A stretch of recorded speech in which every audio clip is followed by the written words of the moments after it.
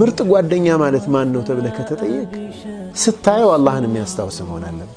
ስታየው ጀማዓ ሰላት የሚያስታውስ፣ ስታየው የሆነ መሐደራ እንድታደምጥ የሚያደርግ፣ ስታየው ወደ አላህ ወደ ኸይር ይገፋፋሻል።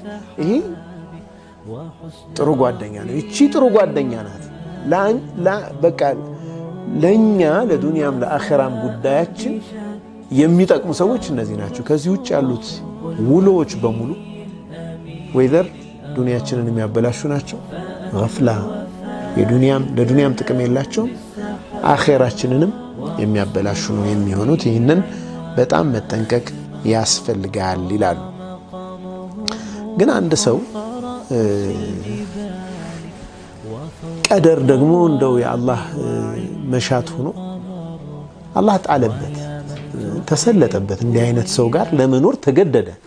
አላህን ማያስታውሰው የሆነ ጥሩ ያልሆነ ጉድኝት ቢፈጥርበት፣ ለምሳሌ ስራ ቦታ ላይ ስራ መስራት አለበት፣ ግን ደግሞ እዛ ያለው ኢንቫይሮንመንት ጥሩ አይደለም። ምን ይሁን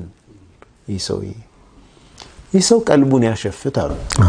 ሱብሃንአላህ ቀልቡን ጀሰዱን ስለማልቻለ በቃ ይራቃሉ። አብሯቸው ነው ያለው ግን የለም አሉ ሰውየው።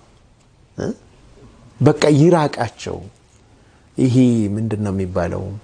የራሱን ዓለም መፍጠር ይኖርበታል ማለት ነው። የውስጥ ዓለሙን መጠበቅ አለበት።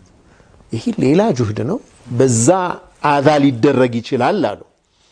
አዛ ሲደረግ ሰብር ያድርግ፣ አጅሩም ከፍተኛ ነው የሚሆንለት።